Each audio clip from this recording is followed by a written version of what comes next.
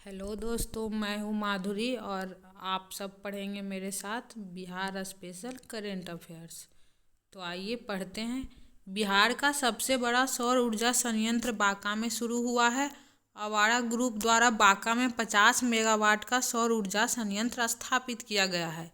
यह बिहार की सबसे बड़ी सौर ऊर्जा परियोजना है। लखीसराय में कजरा और ऊर्जा संयंत्र 250 मेगावाट और भागलपुर में पीर 35 और ऊर्जा संयंत्र 200 मेगावाट बिहार में स्थापित किए जाने वाले अन्य सौर ऊर्जा संयंत्र है। आम्रपाली प्रशिक्षण केंद्र। कलाकारों के प्रशिक्षण के लिए बिहार के सभी 38 जिलों में आम्रपाली प्रशिक्षण केंद्र खोले जाएंगे। यह प्रशिक्षण केंद्र शास्त्रीय नृत्य, संगीत, संगीत वाद्य यंत्र आदि से संबंधित है। बिहार सरकार ने इन केंद्रों के लिए वित्त वर्ष 2025-26 के लिए 9.3480 करोड़ रुपए मंजूर किए हैं। बिहार में मशरूम उत्पादन। मशरूम हट योजना। यह योजना उन किसानों के लिए है जिनके पास अपनी कृषि योग्य भूमि है। इस योजना के तहत किसानों को मशरूम हट बनाने के लिए 50% अनुदान मिलेगा। मशरूम किट योजना। यह योजना उन लोगों के लिए है जिनके पास खेती की ज़मीन नहीं है। इस योजना के तहत लोगों को मशरूम किट पर 90% अनुदान मिलेगा। बिहार भारत का सर्वाधिक मशरूम उत्पादक राज्य है। बिहार में वायु प्रदूषण का पूर्वानुमान। दिसंबर 2024 तक बिहार के 3 जिलों पटना, गया और मुजफ्फरपुर में वायु प्रदूषण पूर्वानुमान सेवाएं शुरू की जाएगी। विश्व वायु गुणवत्ता रिपोर्ट 2023 के अनुसार बेगूसराय दुनिया का सर्वाधिक प्रदूषित महानगर है। आपदा प्रबंधन पर इसरो द्वारा बिहार को मदद देने पर सहमति। इसरो और बीएसडीए में बिहार राज्य आपदा प्रबंधन प्राधिकरण बिहार में बाढ़, भूकंप, बिजली आदि जैसी प्राकृतिक आपदाओं के पूर्वानुमान के लिए संयुक्त रूप से कार्य करने पर सहमत हुए हैं। सबौर विजय चावल की नई किस्म। केंद्रीय बीज समिति ने 4 राज्यों बिहार, उड़ीसा, उत्तर प्रदेश और पश्चिम बंगाल के लिए सबौर विजय बीज का चयन किया है। यह धान की एक नई किस्म है जिसे बिहार की कृषि विश्वविद्यालय भागलपुर द्वारा विकसित किया गया है। बिहार में उच्च शिक्षा। केंद्र सरकार की हाल ही में जारी ऑडिट रिपोर्ट के अनुसार बिहार ने उच्च शिक्षा पर अपने जीएसडीपी का 2.17% खर्च किया, जबकि आंध्र प्रदेश, मध्य प्रदेश, राजस्थान, तमिलनाडु और उत्तर प्रदेश जैसे राज्यों ने उच्च शिक्षा पर अपने जीएसडीपी का 1% से अधिक खर्च नहीं किया है। बिहार ने अपने बजट 2024-25 में शिक्षा पर व्यय का 21.4% आवंटित किया है। बिहार में दुग्ध उत्पादन। दुग्ध उत्पादन में वृद्धि के कारण बिहार में प्रति व्यक्ति दुग्ध उपलब्धता बढ़कर 274 ग्राम राष्ट्रीय औसत 459 ग्राम हो गई है। दुग्ध उत्पादन में बिहार देश में 9वें स्थान पर है। एनआईएफटी पटना द्वारा दृष्टिबाधित लोगों के लिए विशेष कपड़ा डिजाइन। एनआईएफटी पटना के छात्र बुशरा सईद इमाम और रोहित राज ने जावास्क्रिप्ट कोडिंग की मदद से इस कपड़े को डिजाइन किया है। इस परिधान पर एक कढ़ाई वाला NFC near field communication tag है। यह कढ़ाई ब्रेल लिपि पर आधारित है ताकि दृष्टिबाधित लोग इसे आसानी से पहचान सके। नागी और नकटी पक्षी अभयारण्य को रामसर स्थल घोषित किया गया है। नागी पक्षी अभयारण्य 81वां और नकटी पक्षी अभयारण्य 82वां को नया रामसर स्थल घोषित किया गया है और यह दोनों बिहार के जमुई जिले में झाझा वन क्षेत्र में स्थित है। बिहार का पहला रामसर स्थल कवरताल वेटलैंड है जो बिहार के बेगूसराय जिले में स्थित है। बागवानी क्लस्टर विकास योजना। यह योजना बिहार में गांव की बागवानी हमारी गौरव की कहानी के तहत बागवानी फसलों के व्यावसायीकरण को बढ़ावा देती है। इस योजना के तहत 2 वित्तीय वर्ष 2024-25 और 25-26 में कुल 45,850 रुपये खर्च किए जाएंगे। नालंदा विश्वविद्यालय परिसर का उद्घाटन। हाल ही में पीएम मोदी ने राजगीर में स्थित नालंदा विश्वविद्यालय परिसर का उद्घाटन किया। प्राचीन नालंदा विश्वविद्यालय के कायाकल्प का विचार 2006 में तत्कालीन राष्ट्रपति डॉक्टर एपीजे अब्दुल कलाम ने रखा था। प्रसिद्ध अर्थशास्त्री और नोबेल पुरस्कार विजेता अमर्त्य सेन विश्वविद्यालय के पहले चांसलर बने थे। कृषि में कृत्रिम बुद्धिमत्ता। बिहार कृषि विश्वविद्यालय और सीडेक ने कृषि क्षेत्र में कृत्रिम बुद्धिमत्ता तकनीक के उपयोग के लिए एक समझौता ज्ञापन पर हस्ताक्षर किया। कृत्रिम बुद्धिमत्ता तकनीक सटीक कृषि पूर्वानुमान, फसलों के प्रबंधन में सहायक हो सकती है और एआई सहायता प्राप्त ड्रोन का उपयोग कीटनाशकों, उर्वरकों आदि के छिड़काव के लिए किया जा सकता है। बिहार कृषि विश्वविद्यालय सबौर भागलपुर में स्थित है। मृदा स्वास्थ्य एवं उर्वरता योजना। हाल ही में बिहार को मृदा स्वास्थ्य एवं उर्वरता योजना के अंतर्गत सर्वश्रेष्ठ प्रदर्शन करने वाले राज्य के लिए प्रशंसा प्रमाण पत्र प्रदान किया गया है। देश के सभी किसानों को मृदा स्वास्थ्य कार्ड SHCS जारी करने में राज्य सरकार को सहायता देने के लिए इसे 2015 में लॉन्च किया गया था। यह योजना मृदा पोषक तत्वों की स्थिति के बारे में जानकारी प्रदान करती है तथा मृदा स्वास्थ्य और इसकी उर्वरता में सुधार के लिए उपयुक्त पोषक तत्वों के प्रयोग का सुझाव भी देती है। बिहार में मत्स्य उत्पादन। वित्त वर्ष 2023-24 में बिहार में मछली उत्पादन 8.73 लाख टन, वित्त वर्ष 2022-23 की तुलना में 27,000 टन अधिक तक पहुंच गया है।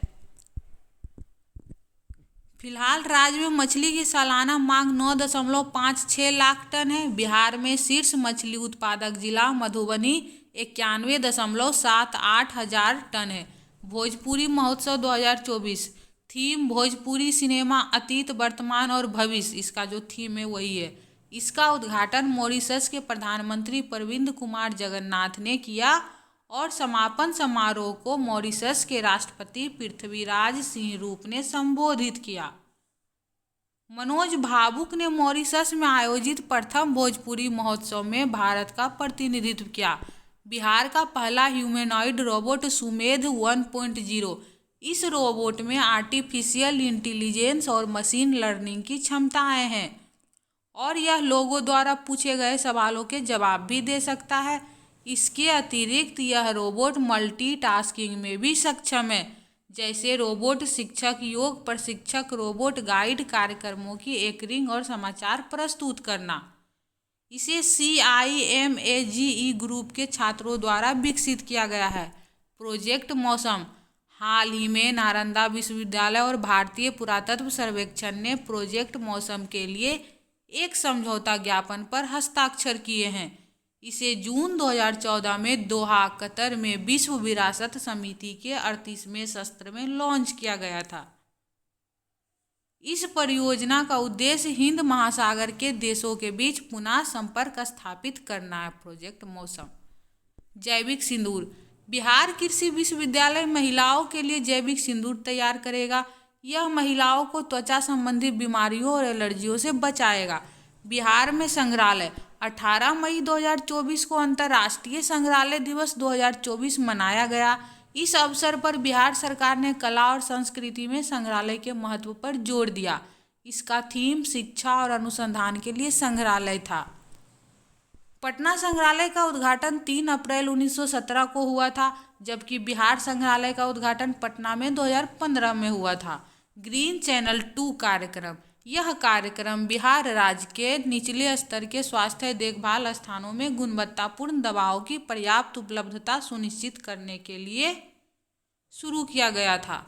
इसे पायलट प्रोजेक्ट के तौर पर अररिया जिले के शेखपुरा सराय और अरियारी ब्लॉक और मुजफ्फरपुर जिले के गायघाट और मुरौल ब्लॉक से शुरू किया गया था। सुशील कुमार मोदी को श्रद्धांजलि। हाल ही में बिहार के पूर्व मुख्यमंत्री सुशील कुमार मोदी का निधन हो गया। 1990 में वह पहली बार कुम्हरार विधानसभा पटना सेंट्रल विधानसभा से विधायक चुने गए थे। 2005 से 2013 और 2017 में 2020 तक वह बिहार के उप मुख्यमंत्री और वित्त मंत्री रहे। बिहार उद्यमिता शिखर सम्मेलन 2024। 11वें बिहार उद्यमिता शिखर सम्मेलन BES 2024 का आयोजन पटना के ज्ञान भवन में किया गया था। राज्य में स्टार्टअप और उद्यमिता में सुधार के लिए बिहार एंटरप्रेन्योर्स एसोसिएशन BEA द्वारा इस शिखर सम्मेलन का आयोजन किया गया था। अध्यात्म विज्ञान केंद्र जयप्रकाश विश्वविद्यालय छपरा में एक हिंदू अध्ययन केंद्र और आध्यात्मिक विज्ञान केंद्र खोला जाएगा। युवाओं को वैदिक संस्कृति और अध्यात्म विज्ञान से जोड़ने के लिए यह केंद्र खोला जा रहा है। आप लोग बस ध्यान से सुनते जाइए और देखते जाइए, याद हो जाएगा। प्रीपेड कॉपर पोस्टल टिकट हाल ही में पटना जनरल पोस्टल ऑफिस में विश्व के पहले डाक टिकट कॉपर टिकट के लॉन्च की 250वीं वर्षगांठ मनाई गई। 31 मई 1774 को ईस्ट इंडिया कंपनी द्वारा डाक शुल्क के पूर्व भुगतान के लिए 2 आना मूल्य के कॉपर के टिकट पेश किए गए थे। इन कॉपर के टिकटों को सबसे पहले पटना तब अजीमाबाद से लॉन्च किया गया था। पटना का नाम तब अजीमाबाद था। पटना पशु चिकित्सा महाविद्यालय का स्थापना दिवस बिहार पशु चिकित्सा महाविद्यालय पटना का 57वां स्थापना दिवस 2 अप्रैल 2024 को मनाया गया। बिहार पशु चिकित्सा महाविद्यालय बिहार पशु विज्ञान विश्वविद्यालय से जुड़ा है। बिहार और उड़ीसा के तत्कालीन राज्यपाल सर हेनरी व्हीलर ने 2 अप्रैल 1927 को पटना में बिहार पशु चिकित्सा महाविद्यालय की स्थापना की। बिहार पशु विज्ञान विश्वविद्यालय की स्थापना 2016 में बिहार पशु विज्ञान विश्वविद्यालय अधिनियम 2016 के माध्यम से की गई थी। साबौर कुंवर धान की एक नई बीज किस्म है। बिहार कृषि विश्वविद्यालय BAU के वैज्ञानिक ने इसकी खोज की है। इसे अखिल भारतीय एकीकृत चावल सुधार परियोजना के तहत विकसित किया गया है। यह किस्म जलवायु के अनुकूल है और कम पानी में उगाई जा सकती है। राजगीर में पुरातत्व सर्वेक्षण भारतीय पुरातत्व सर्वेक्षण ASI बिहार के राजगीर के 350 एकड़ के किला मैदान में खुदाई कर रहा है। ASI को विभिन्न संरचनाएं मिली जो लगभग 2500 साल पुरानी हैं।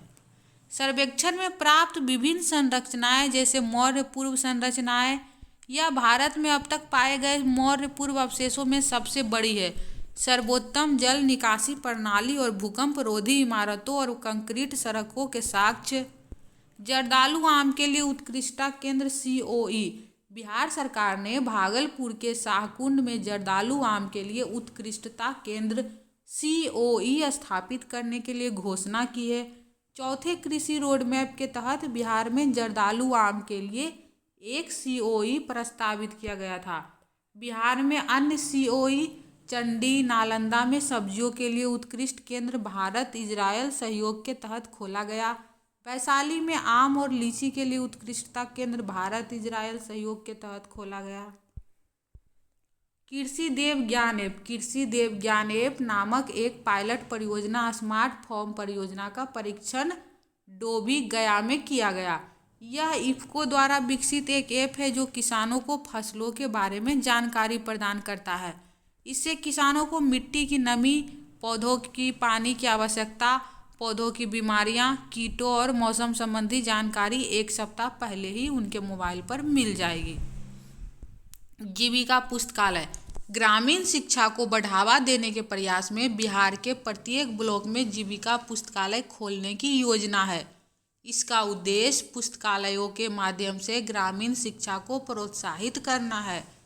डेस्टिनेशन बिहार एक्सपो 2024 23 फरवरी 2024 को मुख्यमंत्री नीतीश कुमार ने पटना के गांधी मैदान में डेस्टिनेशन बिहार एक्सपो 2024 का शुभारंभ किया। इस 5 दिवसीय एक्सपो का आयोजन बिहार इंडस्ट्री एसोसिएशन और CREDAI the confederation of real estate developers association of India द्वारा किया गया था। उद्देश्य था इसका राज्य में MSME और अन्य औद्योगिक क्षेत्रों में निवेश करना।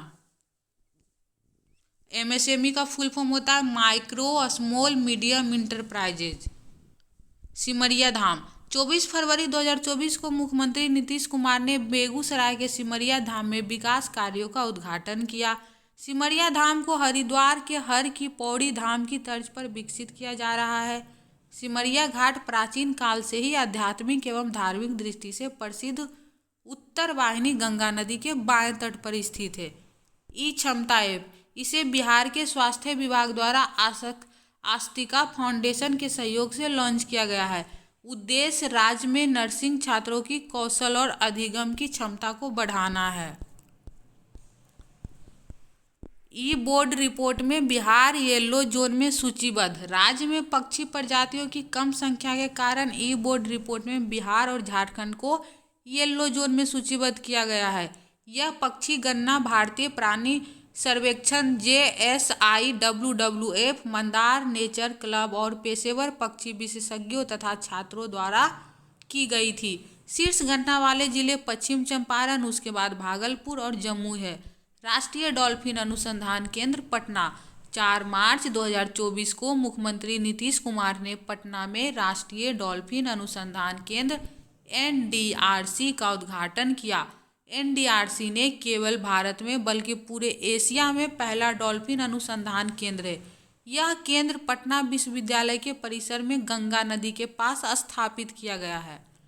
बिहार के राज्यपाल भगवान बुद्ध के पवित्र अवशेष थाईलैंड ले गए। बिहार के राज्यपाल श्री राजेंद्र विश्वनाथ आर्लेकर और केंद्रीय सामाजिक न्याय एवं अधिकारिता मंत्री डॉक्टर वीरेंद्र कुमार के नेतृत्व में 22 सदस्यीय प्रतिनिधिमंडल द्वारा भगवान बुद्ध के पवित्र अवशेषों को 26 दिनों के प्रदर्शन के लिए थाईलैंड ले जाया गया। बिहार में ग्रीन टाउनशिप। हाल ही में बिहार सरकार ने बिहार में ग्रीन टाउनशिप के विकास की घोषणा की।